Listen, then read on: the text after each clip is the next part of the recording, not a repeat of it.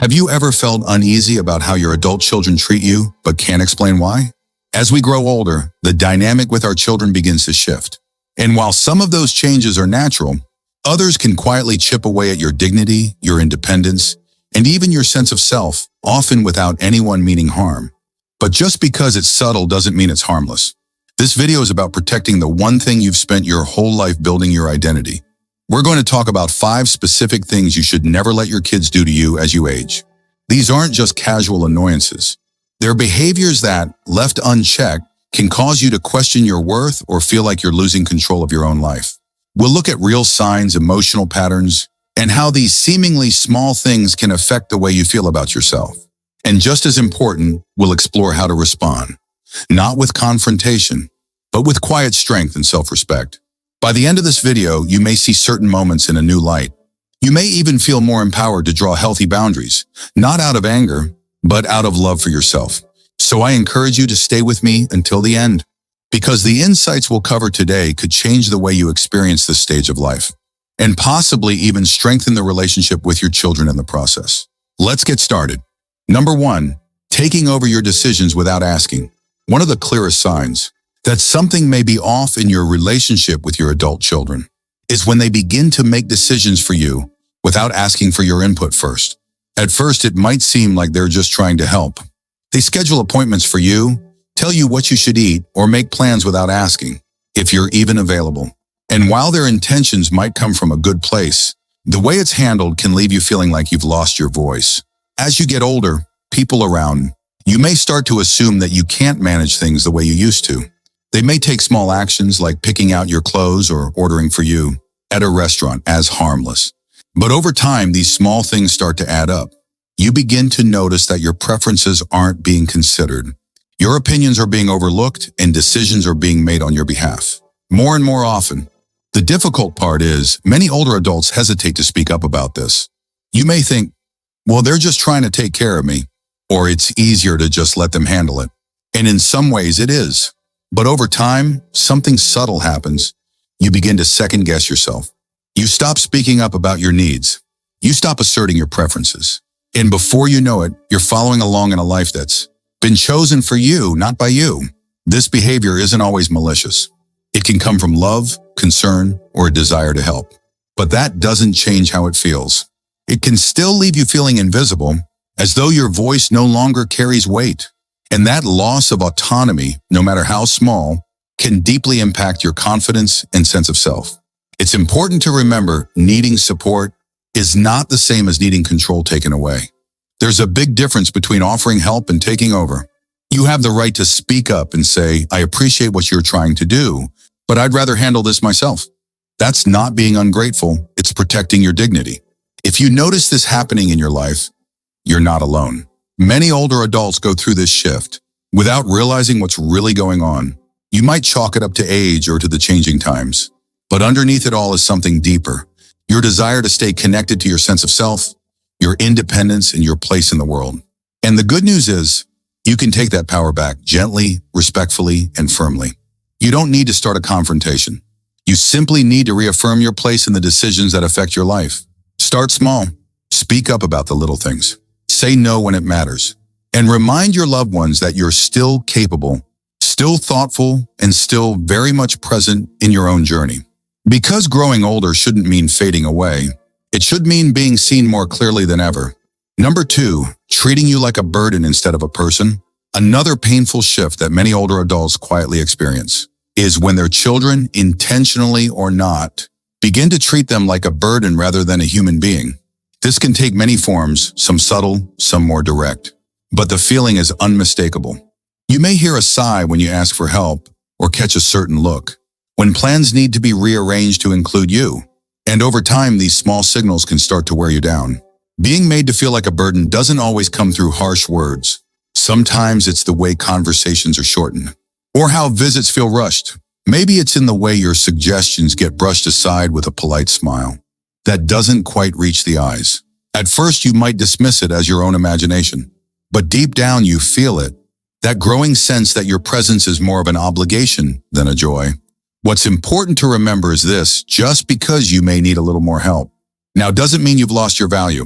Your worth is not tied to how useful you are to others. You are not here to be efficient or convenient. You are here because your life matters. Your story matters. And the love you've given over decades of being a parent, a friend, a guide has weight. Sometimes when adult children are overwhelmed with their own lives, jobs, kids, bills, they can lose sight of the person in front of them. They may start to focus only on what you need from them, rather than who you are. And without realizing it, they begin to speak in a way that sounds more like they're talking about a task than a parent. I have to take dad to the doctor. I need to check on mom this weekend. These sentences are framed as chores, not choices. It may help to know that many adult children don't even realize they're doing this. They may be stressed, tired, or simply unaware of how their words or tone come across. That doesn't excuse it, but it does mean there's often room for understanding and change. Sometimes all it takes is a gentle conversation. I've been feeling like I'm in the way lately, and I just need to know that I still matter to you. That one sentence can open a door to more honest, heartfelt connection. Because what most people forget is that aging is not a weakness. It's a form of wisdom. You've earned the right to be seen, respected, and included, not because of what you can do for others, but because of who you are. If you find yourself tiptoeing around your children's lives or feeling like you have to earn your keep, that's a sign something needs to shift. You shouldn't have to apologize for existing. You shouldn't have to shrink yourself to stay acceptable. You have the right to be present, to take up space, and to be treated with kindness, not pity, not tolerance, but real human respect. If you're still watching this video and finding these insights valuable, please comment number 2 below to let me know you're here. And if you haven't subscribed yet, I recommend you subscribe and turn on the bell so you don't miss any videos. Your support helps us continue creating good content to inform and inspire you. Now let's move forward. Number 3, using guilt to control your time or money. One of the more subtle but deeply hurtful patterns that can creep into the parent-child relationship is the use of guilt to steer your decisions, especially when it comes to your time, your money, or your energy. And the thing about guilt is, it doesn't always arrive loudly. Sometimes it whispers. It shows up in the form of phrases like, "I just thought you'd want to help," or, "After everything I've done, I figured you'd say yes." It disguises itself as closeness, but it carries the weight of obligation. Many older adults find themselves saying yes to things they don't really want to do, not because they're eager, but because they feel like they'll be letting someone down if they say no. And when that someone is your child, it's even more complicated. You've spent your life giving, providing, and sacrificing. So when they come to you needing help or asking for a favor, part of you feels like it's your role to keep giving. But here's what often goes unnoticed when the requests become more frequent, or when saying no leads to disappointment, withdrawal, or emotional reactions. You're no longer being given a choice. You're being managed through guilt. That's a heavy burden to carry, especially in the later chapters of life. When you've more than earned the right to spend your time, energy, and resources in ways that bring you peace and joy. This doesn't mean your children are trying to take advantage of you. In many cases, they may not even be aware they're doing it. They might believe they're just asking, not realizing how their tone or timing puts pressure on you. But the effect is still the same. You begin to feel that your no will hurt them more than your yes will hurt you. Let's say your daughter asks you to babysit the grandkids 3 nights in a row, even though you've already committed to other plans. And when you express hesitation, she says, "I guess I'll figure something out, even if it means missing my work deadline." It may sound casual, but the message underneath is clear. Your choice has emotional consequences. And so you cancel your plans, not out of joy, but out of guilt. It's okay to pause and ask yourself, do I want to do this, or do I feel like I have to? That single question can bring clarity.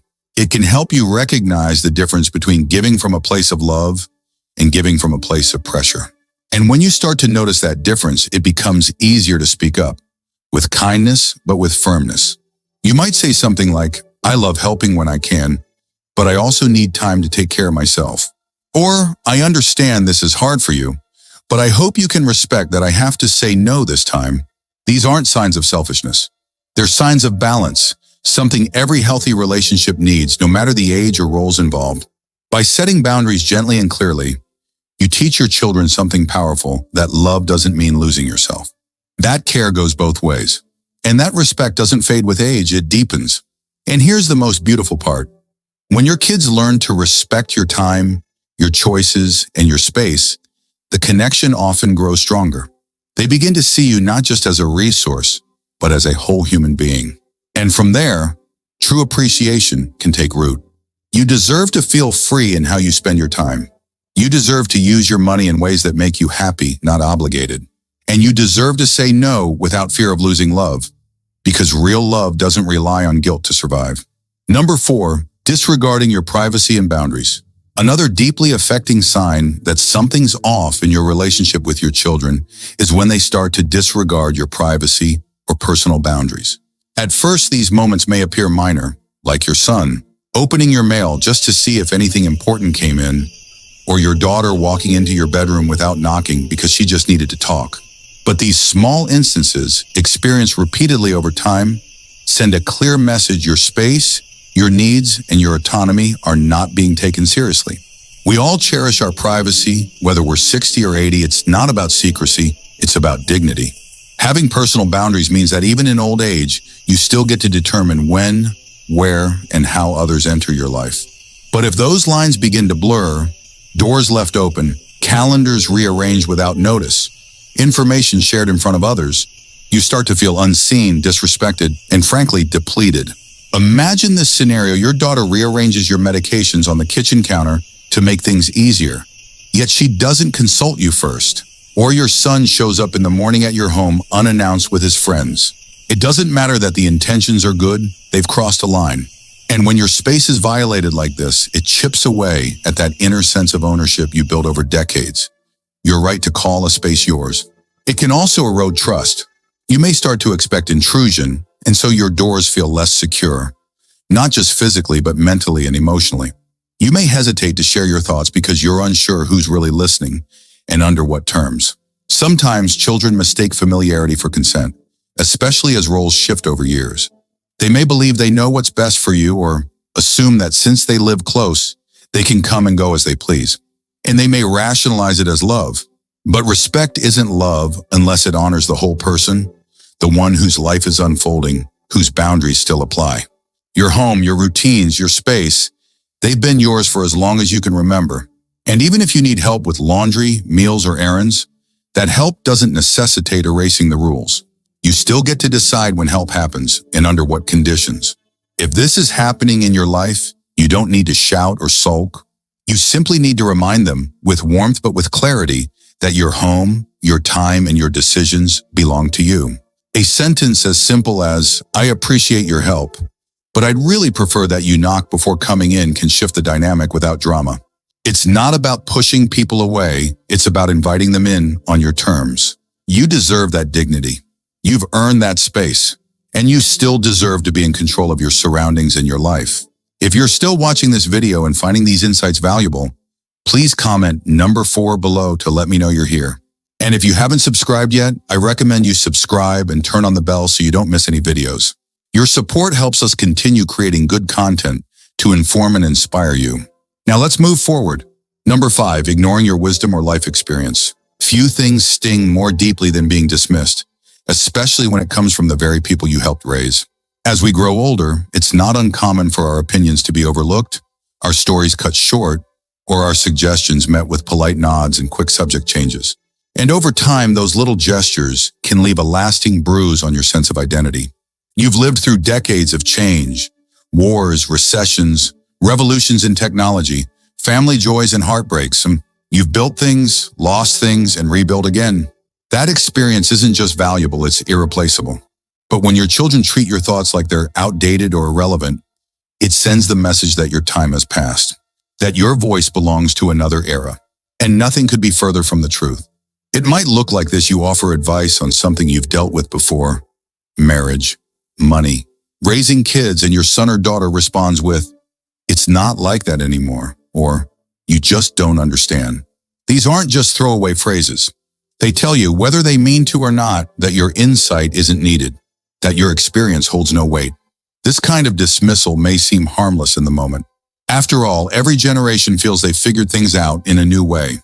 But repeated often enough, it can make you question your relevance. You start to feel hesitant to speak up, to offer guidance, or even to share your memories. You begin to think, maybe I really am out of touch. But the truth is, you're not. Wisdom doesn't go out of style. It evolves. And yours has been shaped by real life, not just opinions or articles on a screen. You've learned lessons through trial, error, patience, and perseverance. And while the tools may change, smartphones instead of rotary phones, text messages instead of letters, the core of what it means to live, love, lose, and grow doesn't change all that much. What often gets missed is that people of any age still need guidance. But it's not just about what you say, it's about how you say it. When you speak from experience with patience and without judgment, your words land differently. And more often than not, your children are listening, even if they don't say so right away. They may need to hear it more than once. They may not acknowledge it in the moment. But later, when the noise settles and the quiet returns, your words often echo. That story you shared, that warning you offered, that quiet nod of reassurance, it sticks. Because it came from someone who's lived it. And let's be honest, being ignored doesn't just hurt because it feels disrespectful. It hurts because it erases your sense of contribution. And for people who've spent their lives giving, building, nurturing, that can feel like losing part of your purpose. But don't let that silence you, You still have a voice. You still carry lessons that could spare your children pain or guide them through uncertainty. And more than anything, your presence still matters. Not just for what you've done, but for who you are right now. If you notice that your input is being brushed aside, take a breath before you retreat. You don't need to fight for attention, but you can stand tall in your knowledge. Sometimes it's as simple as saying, I know things have changed, but this is what I've learned, or I've been through something similar. If you ever want to talk, I'm here. You don't have to push. You just need to stay present. Because the truth is, they still need you. They may not say it outright. They may not show it in obvious ways. But beneath the surface, they're still looking to you. Not just for what to do, but for how to be. And your example speaks louder than any advice ever could. Final thoughts. As we wrap up this conversation, I'd like to invite you to take a moment, just a quiet moment, for yourself. Think about the 5 patterns we talked about today. Maybe one of them stood out to you. Maybe several did. Or maybe you hadn't even noticed them before. But now you're seeing things a little differently. That's okay. Awareness doesn't always come with a lightning bolt. Sometimes it arrives gently, like a soft light showing us what we've tolerated for too long. The truth is, getting older doesn't mean giving up your seat at the table. It doesn't mean becoming silent or invisible. It means stepping into a new kind of power, a quieter, more grounded power that reminds the world you're still here, still learning, still growing, and yes, still worthy of respect. The behaviors we talked about today, whether it's being treated like a burden, having your boundaries crossed, or feeling dismissed, don't just impact your daily comfort. They impact your identity. And once you understand that, you begin to see that speaking up isn't about pushing people away. It's about pulling yourself back into the center of your own life. But this isn't about blame. It's not about pointing fingers at your children or holding on to resentment. It's about noticing the little ways you may have been set aside and then gently, firmly reclaiming your space. You can do that with love, with patience, with wisdom. You've had a lifetime to grow those muscles. Now's the time to use them. Maybe that means saying no without guilt. Maybe it means asking for privacy without apology. Maybe it simply means trusting that your story still matters, even if it doesn't look like it used to. Because it does. It always will. So what stood out to you the most? Which of these signs did you recognize in your own life or in the life of someone close to you? I'd love to know. You can share your thoughts in the comments below. Thank you for joining us today. We'd love to hear from you. Leave a comment below and share one thing you learned today and how you plan to use it in your life. Your thoughts are important to us, so don't hesitate to share them. Reading your comments gives us great motivation and encouragement. If you enjoyed this video and found it helpful, please like, subscribe, and share. Your support helps us continue creating good content to inform and inspire you. Thanks for watching, and we look forward to seeing you in the next video.